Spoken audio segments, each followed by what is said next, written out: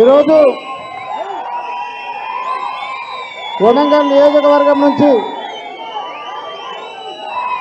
Congress party నుంచి అదేవిధంగా BJP party నుంచి బీజేపీ మండల పార్టీ అధ్యక్షుడు శ్రావణ్ గౌడ్ నాయకత్వంలో ఒక 100 మంది బీజేపీ నుంచి అన్ని మండలాల నుంచి ముఖ్యంగా దుత్యాల మండలం నుంచి అత్యధికంగా 200 మంది అదేవిధంగా అన్ని మండలాల నుంచి కలుపుకొని ఒక 300 మంది వరకు కాంగ్రెస్ పార్టీ నుంచి మాజీ సర్పంచులు మాజీ ఎంపీటీసీలు మాజీ వార్డు మెంబర్లు పెద్ద ఎత్తున ఈరోజు గౌరవ వర్కింగ్ ప్రెసిడెంట్ గారు కేటీఆర్ గారి నాయకత్వంలో జాయిన్ అవుతున్న వాళ్ళందరికీ మొట్టమొదటి శుభాకాంక్షలు తెలియజేసుకుంటూ ఈ కార్యక్రమంలో పాల్గొన్న అడిగిన వెంబడే 2 రోజుల క్రితమే నేను రామన్నను కలిసి అన్న మా కాన్స్టిట్యున్సీకి ఒక 300 మంది జాయిన్ అవుతుర్రు టైం ఇవ్వాలని చెప్తే అడిగిన వెంబడే ఒకటే రోజు టైం ఇచ్చి ఈరోజు టైం ఇచ్చి ఒక్క రోజుల లోపలనే మీ అందరూ కూడా మీ అన్న నాయకత్వంలో ఇక్కడ జాయిన్ కావడానికి వచ్చినారు.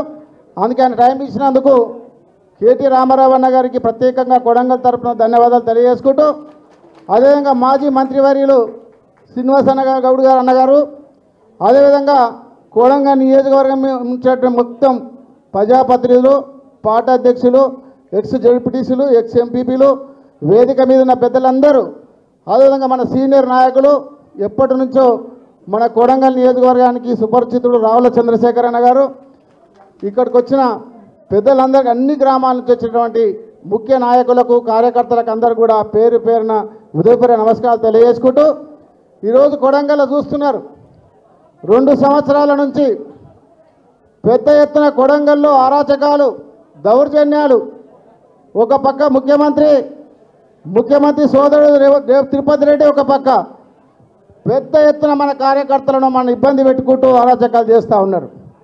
మొన్న చూసిన ఒక 10 నెలల క్రితం ఇప్పుడే సురేష్ చెప్పినట్టు లగచర్లలో మన ఫార్మసిటీ కోసం రైతులకు భూ పోరాటం గురించి ఒకసారి మద్దతు తెలిపినాం. మనం రైతులకు మద్దతు తెలిపినందుకు అక్కడ ఫార్మసిటీ ఇవ్వాలని చెప్పి అతను అల్లుని కోసం కంపెనీలు పెట్టాలి అల్లుని గురించి పెట్టాలని చెప్పి ఒక 3000 ఎకరాలు సేకరించాలని చెప్పి అక్కడ ఒక ప్లాన్ చేసి లగచర్లలో ఫార్మసిటీ పెడితే దాన్ని అక్కడ ఉన్న రైతులందరూ అడ్డుకున్నారు. తాండవల్ల రైతులు కానీ పేద రైతులందరూ కూడా ఎందుకంటే ఒక ఫార్మసిటీ వస్తే ఆ ప్రాంతం అంతా పొల్యూషన్ వస్తుంది. కొడంగల్ అంటే పచ్చగా వ్యవసాయం చేసుకొని పంటలు పండించే రైతులు ఉంటారు అక్కడ. అట్లాంటి ప్రాంతంలో ఉండబోయి ఆల్రెడీ ఇక్కడ హైదరాబాద్లో 14,000 ముచ్చింతలలో 14,000 ఎకరాలు మన ప్రభుత్వం సేకరించిన ఫార్మసిటీ భూములు వదిలిపెట్టి కొడంగల్ 3,000 ఎకరాలు సేకరిస్తామని చెప్పి రైతులను ఈరోజు మోసం చేసే విధంగా ప్రయత్నం చేస్తే మనం వాళ్ళకి మద్దతు తెలిపితే లగచర్లలో పెద్ద ఎత్తున కేసులు పెట్టి మీకు అందరు తెలుసు లగచర్లలో ఉన్న రైతులు అమాయక రైతులు లగచర్ల కానీ పోలేపల్లి కానీ అక్కింపేట కానీ రోడ్డిపండ తండ రైతులందరినీ కూడా సుమారు 80 మంది రైతులతో పాటు నన్నందరినీ కూడా జైల్లో పెట్టినప్పుడు మన రామన్న గారు ఒక కుటుంబ సభ్యునిలాగా ఒక అన్నలాగా సొంత అన్నలాగా మనకందరికీ అండగా ఉండి ఇక్కడ నుంచి ఢిల్లీ వరకు పోరాటం చేసి వాళ్ళని జైల్లోకి వెళ్ళి విడిపించే వరకు ఎంబడి ఉండి మీకు అండగా ఉన్నాడంటే ఆ రామన్న గారు ప్రత్యేకంగా మనందరి తరఫున మీకు రామన్న గారు ధన్యవాదాలు తెలియజేసుకుంటున్నాను. అదేగాక తిరుపతి రెడ్డి గారు చూస్తున్నాం మనం ఒక వార్డు మెంబర్కి వెళ్ళాడు ఇంతకుముందు మైపాల్ చెప్పినట్టు కానీ ఆయన మనం కట్టిన బిల్డింగ్లు మనం కట్టిన రోడ్లు ప్రతి ఒక్కటి ఆయననే ప్రారంభోత్సవాలు చేస్తున్నాడు శంకుస్థాపన చేస్తున్నాడు. అంబేద్కర్ రాసిన రాజ్యాంగాన్ని పక్కన పెట్టి రేవంత్ రెడ్డి రాజ్యాంగం కొడంగల్లో నడుస్తూ ఉన్నది. దానికి కలెక్టర్ ఎస్పీ కూడా బోకెలిచ్చి స్వాగతం పలికి ఇనాగ్రేషన్ చేపిస్తూ ఉన్నాడు. అంబేద్కర్ రాసిన రాజ్యాంగాన్ని అవమానపరుస్తున్నారు.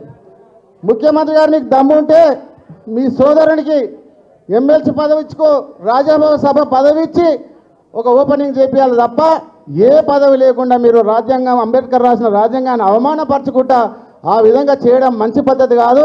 ఇప్పటికైనా మార్చుకోవాలని చెప్పి నేను హెచ్చరిస్తున్నాను రేవంత్ రెడ్డి తిరుపతి రెడ్డి గారికి. అదే కాకుండా ఈరోజు మన ప్రభుత్వం వచ్చినప్పుడే అనేక హామీలు మనకు ఎన్నికల హామీ ఇచ్చి కాంగ్రెస్ గెలిచిన తర్వాత ప్రభుత్వం వచ్చిన తర్వాత రాకముందు ఏం చెప్పినారు రేవంత్ రెడ్డి గారు ఇక రేవంత్ రెడ్డి కానీ బట్టి విక్రమార్క కానీ ఇక ప్రగతి భవన్ బద్దలు కొట్టేస్తున్నాం ప్రగతి భవన్ అన్ని కంచెలు తీసేస్తున్నాం మేము ప్రజాభవన్ పెట్టినామన్నారు. ప్రగతి భవన్ బద్దలు కొట్టినాక ఎవరున్నారన్నా ప్రజలు ఉన్నారు ఎవరన్నా ప్రగతి భవన్ కాదు ప్రజాభవన్ పోయి కమిషన్ల భవన్ అయిపోయింది. ఆడ మొత్తం కమిషన్లు తీసుకొని ఆడ కాంట్రాక్టర్ల భవన్ అయిపోయింది. మొత్తం కాంట్రాక్టర్లు పోయి అక్కడ కూర్చొని 20% కమిషన్లు తీసుకుంటా ఈరోజు పాలన చేస్తూ ఉన్నారు. ఇక పొంగులేటి శ్రీనివాసరెడ్డి ఏం చెప్పిండు? ధరణి తీసి బంగాళాఖాతం చేసినాము, మేము భూభారత్ తెచ్చినామన్నారు. భూభారత్ వచ్చినాక ఎక్కడైనా పని జరిగిందా? ఎక్కడ కూడా జరగలే. భూభారత్ వచ్చినాక పేరు మార్చిర్రు. ఆ ధరణి పేరు మీదే రిజిస్ట్రేషన్లు జరుగుతున్నాయి, ఆ ధరణి పేరు మీదే కార్యక్రమాలు జరుగుతున్నాయి తప్ప ఒక భూభారత్తో ఒక్క పని కూడా జరగలేదు. ఇక పొంగులేటి గారు పెద్ద పెద్ద మాటలు చెప్తా ఉంటాడు, మేము ధరణి తెచ్చినాం, బ్రహ్మాండంగా చేసినాం అంటే మొన్న రెవెన్యూ సమస్యలు పెట్టి అప్లికేషన్ తీసుకుంటే ఎక్కడ అప్లికేషన్ ఒక్కటి కూడా సాల్వ్ చేయలేదు ఇంతవరకు. ఇక పొంగులేటి గారు చాలా రామన్న గారి మీద చాలా మాటలు చెప్తుండే. గతంలో పోయిన దీపావళి చెప్పినాడు, మేము పెద్ద బాంబు వేస్తున్నా కేటీఆర్ గారి మీద అన్నాడు. మళ్ళా దీపావళి వచ్చింది, ఇంతవరకు బాంబు వేయలే. మరి ఎక్కడ మీద బాంబు? మరి ఏడా ఆ బాంబు? అమెరికాలో రష్యాలో ఎక్కడ ఆర్డర్ ఇచ్చిండో తెప్పడు కానీ మరి ఏడు ఆర్డర్ ఇచ్చిండో ఇంతవరకు బాంబు వేయలే. కొన్ని రోజుల తర్వాత రాబోయే రోజులలో నీ మీదనే రేవంత్ రెడ్డి బాంబు వేసే ప్రయత్నం చేస్తున్నాం, మీరు చూసుకోవాలి పొంగులేటి గారు తెలియజేసుకుంటున్నాను. ఇక రేవంత్ రెడ్డి వచ్చిన తర్వాత 2 సంవత్సరాల్లో రేవంత్ రెడ్డి కానీ రేవంత్ రెడ్డి బ్రదర్స్ కానీ అన్ని జిల్లాలు పంచుకున్నారు. భూముల దందాలు, కలెక్టర్ ఆఫీసులు కూడా పంచుకున్నారు. రంగారెడ్డి జిల్లా కలెక్టర్ ఆఫీసర్ ఒక్కరు, సంగారెడ్డి జిల్లా కలెక్టర్ ఆఫీసర్ ఒక్కరు, మేడ్చల్ జిల్లా కలెక్టర్ ఆఫీసర్ ఒక్కరు, ఇట్లా కలెక్టర్ ఆఫీసర్ పంచుకొని భూదందాలు చేస్తుర్రు. భూమి దందాలు చేసి బ్లాక్మెయిల్ చేసి డబ్బులు సంపాదించి అధికారులను కూడా బ్లాక్మెయిల్ చేస్తూ ఉన్నారు. ఆ విధంగా డబ్బులు సంపాదిస్తారు తప్ప ఎప్పుడు కూడా ప్రజల పాలన, ప్రజల గురించి పట్టించుకోలే. పాలన గాజులకు వదిలేసినారు, ప్రజల పాలన గాజులకు వదిలేసినారు. ఇక రేవంత్ రెడ్డి గారు కానీ మంత్రులు ఏం చేస్తున్నారంటే, మన మాజీ ముఖ్యమంత్రి కేసీఆర్ గారు కట్టించిన సెక్రటరియట్ల, మనం కట్టించిన కమాండ్ కంట్రోల్ బిల్డింగ్లో వాడుకుంటూ ఇక్కడ సమీక్షలు చేసుకుంటూ మంత్రులు ఏమో సెక్రటరియట్లో కూర్చుంటూ మనం కొనిచ్చిన ల్యాండ్ క్రూజర్ కాళ్ళల్లో తిరిగి విహారయాత్రలు చేస్తున్నారు, ఎంజాయ్ చేస్తున్నారు తప్ప ఎవరు కూడా ప్రజాపాలన పట్టించుకోలేదు. ఈరోజు మన ప్రజలు చూస్తే గాలికి వదిలేసినారు. ఫీజు రియంబర్స్మెంట్ లేదు, హాస్టల్లో కల్తీ ఫుడ్ పెడితే విద్యార్థులు హాస్పిటల్ పాలవుతుంది, మెడికల్ హాస్పిటల్లో మందులు లేవు, ఉద్యోగాలను 2 లక్షల ఉద్యోగాలను నిరుద్యోగులను రోడ్ల మీద తీసుకొచ్చినారు. ఇట్లాంటి పరిస్థితి తెలంగాణలో ఉన్నది కాబట్టి తప్పకుండా రాబోయే రోజులలో ఈ కాంగ్రెస్ పార్టీకి మనం బుద్ధి చెప్పాలి. ఇక స్థానిక ఎన్నికలు పెడతామని నిన్న హడావుడి చేసిర్రు, మరి అది పెడతారా ఏం చేస్తారో, కావాలని యాక్షన్ చేస్తారో తెలియదు. కానీ ఒకవేళ ఎన్నికలు పెడితే మన కొడంగల్ నుంచి, ఎందుకంటే ముఖ్యమంత్రి రేవంత్ రెడ్డి కొడంగల్లో ఉన్నాడు, ఆయన ఇచ్చిన హామీలన్నీ అమలు చేయాలంటే, రైతులకు 10,000 రైతు బంధు వేయాలంటే, తులం బంగారం వేయాలంటే, వృద్ధులకు 4,000 పెన్షన్ ఇవ్వాలంటే రేపు స్థానిక ఎన్నికలలో తప్పకుండా మనం ఇంటింటికి తిరిగి ఈ యొక్క ఇచ్చిన హామీలన్నీ కూడా ఇంటింటికి తిరిగి చెప్పి తప్పకుండా మన బీఆర్ఎస్ పార్టీ అభ్యర్థిని గెలిపించుకొని రేవంత్ రెడ్డికి బుద్ధి చెప్పాలని చెప్పి మీ అందరూ కూడా తెలియజేసుకుంటూ ఈ అవకాశం ఇచ్చిన పెద్దలందరూ ధన్యవాదాలు సెలవు తీసుకుంటున్నాను. జై తెలంగాణ, జై కేసీఆర్, జై కేటీఆర్.